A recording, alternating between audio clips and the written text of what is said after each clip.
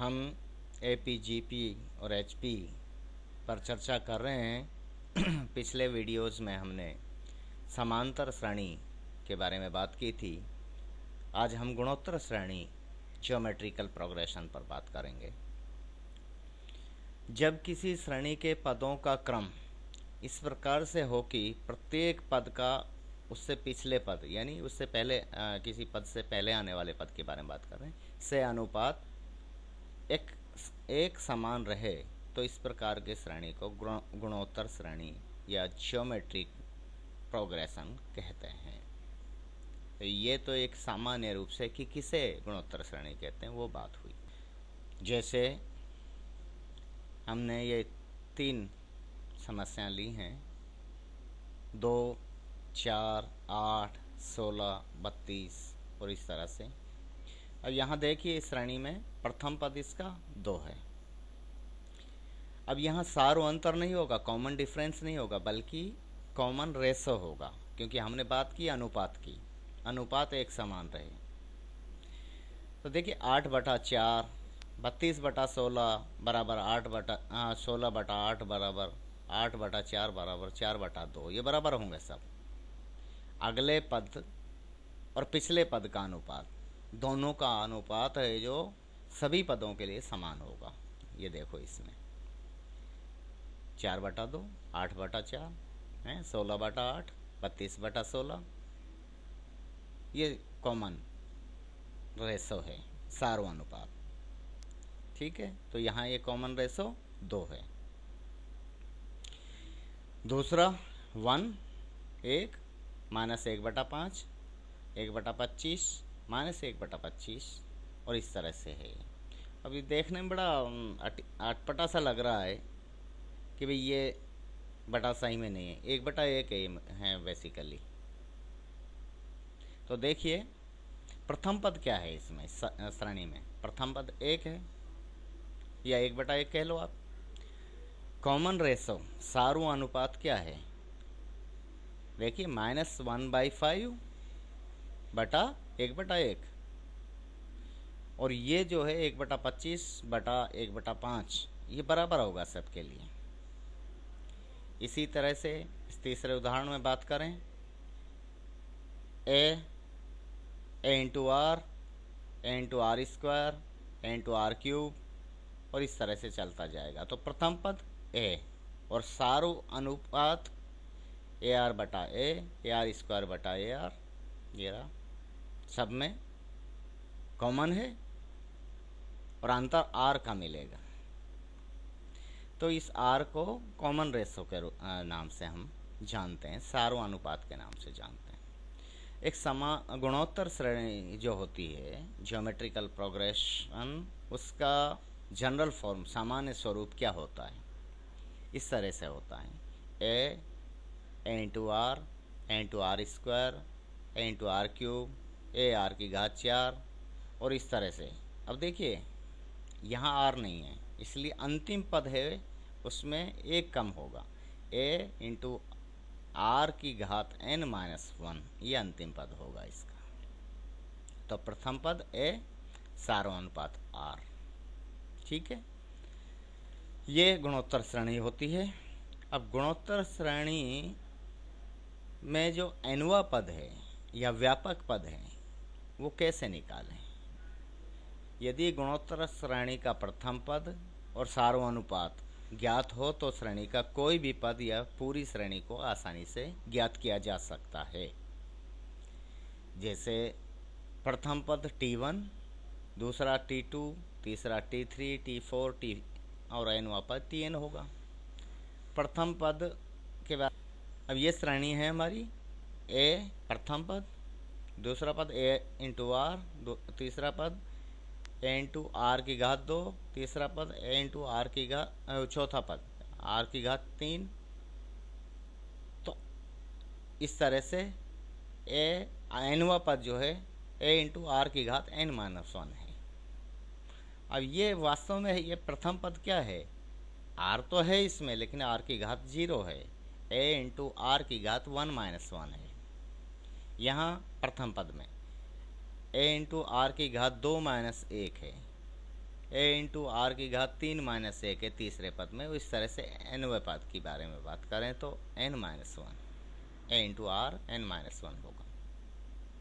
अतः nवां पद Tn is equal to A into R की घात n-1 होगा, जहाँ ए प्रथम पद और आर सारू अनुपात है। तो ये गुणोत्तर श्रेणी में nवां पद इस तरह से ज्ञात करते हैं। अब कुछ उदाहरण हम लेते हैं, कुछ क्वेश्चंस लेते हैं जिनसे हम अपनी बात को और अच्छे से समझ पाएंगे। एक श्रेणी है 2, 4, 8, 16, तो इसका 8वां पद ज्ञात करना है। क्योंकि nवां पद ज्ञात करने का हमें सूत्र पता है, इसलिए हम 8वां पद आराम से ज्ञात कर सकते हैं। इसी तरीके से दूसरा जो है 3, 6, 12, 24 में 9वां पद ज्ञात करना है। तो हमें nवां पद ज्ञात करने के लिए 8वां या 9वां पद या कोई भी पद ज्ञात करने के लिए क्या क्या जानकारी, क्या क्या इन्फॉर्मेशन चाहिए। हमें प्रथम पद पता हो, तो यहाँ पहले एग्जाम्पल की बात कर रहे हैं हम। इसमें a बराबर 2 है प्रथम पद, और दूसरा पद वो सारू अनुपात कॉमन रेशो जो है r इक्वल टू 2 है, क्योंकि 2 दूना 4, 4 दूना 8, 8 दूना 16, 8 बटा 16 बटा 8, 8 बटा 4, 4 बटा 2 बराबर बराबर अनुपात है ये। ठीक है। n 8, 8वां पद ज्ञात करना, चूँकि Tn is equal to A into R की घात n-1 होता है, यह भी हमने निकाला है। तो T8 बराबर 2 गुणा सार्वनुपात की घात 8 माइनस 1 बराबर 2 इंटू 2 की घात 7। तो 2 इंटू 2 की घात 7। अब ये देखिए, जब आधार समान हो तो 2 की घात 1 है ये, तो घातें जुड़ जाती हैं। तो 2 की घात 1 प्लस 7 बराबर 2 की घात 8 हो जाएगा। 2 की घात 8 का मान होता है 256, क्योंकि 8 बार लिख लो, 2 गुणा 2 गुणा 2 गुणा 2, 8 बार जब लिखेंगे और इनको गुणा कर लेंगे तो 256 आता है। ठीक है, ये हुआ। दूसरा जो उदाहरण है 3, 6, 12, 24, इसमें 9वां पद हम ज्ञात करना चाहते हैं। तो 9वां पद निकालने के लिए प्रथम पद तो 3 है, सारो अनुपात 6/3, 2 ही है कॉमन रेशो इसमें, और n बराबर 9 है। तो T9 is equal to a into R raise to power n-1, तो 3 इंटू 2 रेस टू पावर 9-1 बराबर 3 गुणा 2 की घात 8। अब यहाँ आप देखो, इन दोनों में फ़र्क करो। यहाँ आधार दोनों के समान थे, 2 की घात 1 थी, 3 की घात 1 है, लेकिन आधार अलग है, इसलिए ये अलग है, ये दो एक जैसी चीज़ें नहीं है। तो 2 की घात 8 तो अभी हम निकाला 256 है, 256 को 3 से गुणा कर देंगे तो 768 आएगा। इस तरह से हम कोई भी पद निकाल सकते हैं। अब दूसरा हम उदाहरण हमने लिया है क्वेश्चन कि किसी गुणोत्तर श्रेणी का तीसरा पद 36, T3 इक्वल टू 36 तथा छठा पद T6 इज इक्वल टू 121 सही 1/2 है। श्रेणी ज्ञात कीजिए। अब श्रेणी निकालनी है, सिर्फ हमारे पास दो जानकारी है, T3 पता है, T3 की वैल्यू पता है और T6 की वैल्यू पता है। तो इसको हल कीजिए। अब T3 क्या होता है, AR² होगा, क्योंकि Tn इक्वल टू AR की घात n-1 होता है। अब Tn बराबर और n बराबर 3 है, तो AR की घात 2 होगा। तो AR² इक्वल टू 36 ये लिखा हुआ है, क्वेश्चन में दिया हुआ है। और T6 भी पता है, T6 बराबर AR की घात 5 होता है, और AR की घात 5 का मान कितना है, 121 सही 1/2 ये दिया हुआ है। तो 242 प्लस 1 243/2 होगा। अब हमारे पास दो चीज़ें, AR² बराबर 36 और AR की घात 5 बराबर 243/2, ये दो चीज़ें निकल के आ गई। तो ये जो है AR की घात 5 जो ये समीकरण है, चाहो तो इनको समीकरण मान लो, ये समीकरण 2, ये समीकरण 1, समीकरण 2 में समीकरण 1 का भाग दे दो आप, ये आपके लिए सबसे आसान तरीका है। तो AR की घात 5/AR² बराबर 243/2 और क्योंकि भाग दे रहे हो किसका, 36 का, इसमें तो चौथी संख्या ऊपर जो है 1/36 ये हो जाएगा। अब देखिए ऐसे है कैंसिल, आर की घात 5 और ये आर की घात नीचे 2 है। जब ये घात को, जब हम आर को ऊपर ले जाएंगे तो जो इसका घात का चिन्ह है वो बदल जाएगा। ए आर, ये आपने घातांक के नियम में पढ़ा है। तो ऐसे तो कैंसिल हो ही गया, आर की घात 5 इंटू आर की घात ऊपर जाएगी तो -2, तो घात जुड़ जाएंगी, 5 - 2 बराबर 3, आर की घात 3। अब इनको हल करेंगे, 36 2 72, 243/72 होगा ये। तो R cube is equal to 27/8 आएगा। अब देखिए आर क्यूब, तो 27 को 3 × 3 × 3 लिख सकते हैं, और 8 4 × 2 8 है, जो 2 × 2 × 2 8 के बराबर होगा ये, 2 2 2 4 4 2 8, तो ये क्यूब आ गया, 3/2 का क्यूब होगा ये, ठीक है, 3/2 का क्यूब होगा, इसलिए r बराबर 3/2 आ गया। आर क्यूब बराबर 3/2 का क्यूब, तो इसलिए r बराबर 3/2। T3, अब आपके पास r की वैल्यू आ गई, तो a की वैल्यू आप निकाल लेंगे यहाँ से।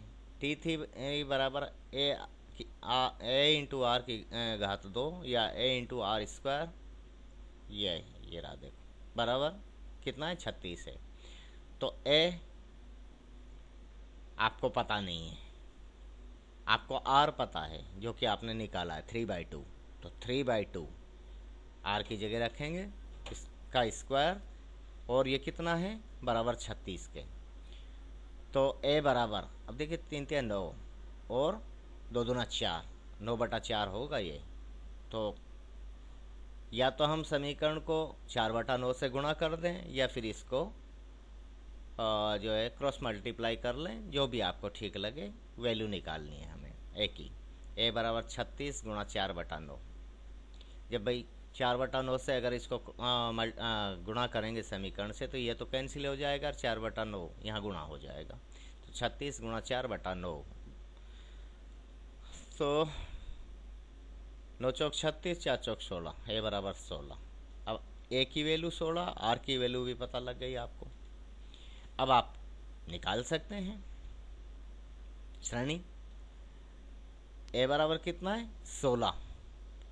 अब श्रेणी क्या होती है, सामान्य स्वरूप क्या है गुणोत्तर श्रेणी का, A into R, A into R का स्क्वायर, ए इंटू आर की घात 3, ए इंटू आर की घात 4, इस तरह से होगी।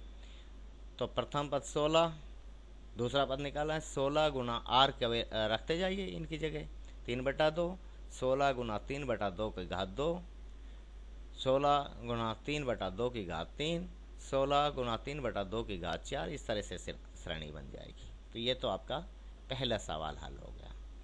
दूसरा सवाल जो आपका है कि श्रेणी 1/16, 1/8, 1/4, 1/2, 1 2 3 में कौन सा पद 32 होगा। अब देखो ये चीज़ें थोड़ा थोड़ा समझने की हैं, जो इन्फॉर्मेशन हमें दी हुई है उस इन्फॉर्मेशन को रखते हुए हम आगे चलें तो हम निकाल लेंगे, ठीक है। अब जैसे पहला पद क्या है इसमें श्रेणी में, ए बराबर 1/16, सार्वंतर 1/8 बटा में 1/16, तो सार्वंतर 2 का निकल रहा है इनमें, ठीक है। दो चीज़ें आ गई। अब n पता नहीं है, लेकिन nवें पद का मान कौन सा पद 32 होगा ये हमें निकालना है। और nवें पद का मान का जो सूत्र है, n व्यापक पद का जो सूत्र है वो Tn = n/r⁻n-1 होता है, ठीक है। ये तो हमने देखा हुआ है। अब इस, और ये है कितना, इसका मान 32 है, तो रख दो 32 बराबर ए कितना 1/16 है और आर कितना है 2 है, 2 की घात n-1, n का तो हमें पता नहीं है भाई, तो ये निकालना है। तो क्रॉस मल्टीप्लाई कर दो, 2 n की घात 1 और 2 की घात n-1 बराबर 32 गुना 16, 2 की घात n-1 इक्वल टू 2 की घात 9 हो जाएगा ये, जब इसको आप करेंगे तो इसको 32 गुणा 16 को करेंगे, इसका मान होता है 2 की घात 9 के बराबर n-1। अब देखिए जब आधार बराबर हों तब ये समस्या ख़त्म हो जाती है, तो आधार का जो घात हैं वो एक दूसरे के बराबर होंगी यहाँ पे, क्योंकि अगर इसको इधर लाएंगे भाई, या तो इधर लाएंगे तो ये घात इसमें ये पूरा माइनस में चला जाएगा, तो n-1 बराबर 9, n बराबर 10, क्योंकि ये -1 इधर जाएगा राइट साइड में तो प्लस हो जाएगा, तो n बराबर 10 निकाल लिया, वैल्यू निकल के आई। पूछा क्या था, पूछा था कि इस श्रेणी में कौन सा पद 32 होगा, तो कौन सा पद है 10वां पद 32 हो। ठीक है, नेक्स्ट क्वेश्चन जो तीसरा आपका एग्जाम्पल है, उसमें आप ये कहा गया है कि एक गुणोत्तर श्रेणी का तीसरा पद उसके पहले पद का वर्ग है, T3 पहले पद का T1 का वर्ग है, और पांचवा पद 64 है। तीसरा पद T3 क्या है, AR² है, और पहला पद T1 A है, और पांचवा पद T5 AR की घात 4 है। ये होगा, कह क्या रहा है कि तीसरा पद पहले पद का वर्ग है, AR² is equal to A का स्क्वायर, पहला पद A है तो इसके वर्ग के बराबर है, यह वर्ग है, और पांचवा पद ये T5 यानी A इंटू आर की घात 4 बराबर ये 64 है। ये दो समीकरण हमारे पास है। ठीक है, इनसे हमें क्या जानकारी चाहिए, हम ये जो इन्फॉर्मेशन हमारे पास है इसके आधार पर श्रेणी तैयार करनी है, तो करिए साहब। A इंटू आर की घात 4 बराबर 64, और A क्या है, A आपका क्या है, यहाँ देखिए AR² बराबर A², तो R² बराबर A, क्योंकि R² तो A इसमें इस A का भाग दे दो, समीकरण के दोनों पक्षों में A का भाग देंगे तो ये इसका ये एक घात कम हो जाएगी, तो ये A बचेगा, R² बराबर A है, तो A की जगह रख दो आप R², तो R² इंटू आर की घात 4 बराबर 64। ये हुआ r की घात 6, क्योंकि दोनों का आधार समान है, घातें जुड़ जाएंगी, तो r की घात 6 बराबर 64 क्या होता है 2 की घात 6, 2 गुणा 2 गुणा 2 गुणा 2 6 बार।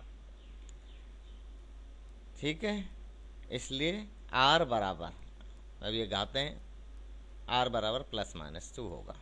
ठीक, ये r की वैल्यू आ गई, और a बराबर R² है। ठीक है, तो R² बराबर कितना है भाई, A बराबर R² और R बराबर 2 है, तो R² बराबर 4 होगा। ये आपके पास जानकारी आ गई, सारा अंतर आ गया, और प्रथम पद आपको पता है, तो प्रथम पद A बराबर 4 यहाँ से लिया है हमने। द्वितीय पद 4 गुणा R कितना है 2 है 8। तीसरा पद A इंटू R² A बराबर 4, और R कितना है आपका R² 4 है, तो 4 इंटू 4 4 चौक 16 32। यदि R इज इक्वल टू ±2 है तो ये श्रेणी बनेगी, ये गुणोत्तर श्रेणी। ठीक है, गुणोत्तर श्रेणी के बारे में ये तो पद किस तरह से निकाले जाएं। तो सामान्य चीज़ें हमने देख ली हैं कि इसका सामान्य स्वरूप गुणोत्तर श्रेणी का क्या होता है और गुणोत्तर श्रेणी का व्यापक पद या एनवा पद कैसे ज्ञात करते हैं, ये हमने डिस्कस कर लिया है। अगले व्याख्यान में गुणोत्तर श्रेणी में से संबंधित जो बाकी जो दूसरी चीज़ें हैं उनको लेंगे। आज के लिए इस वीडियो में इतना ही। थैंक यू, धन्यवाद।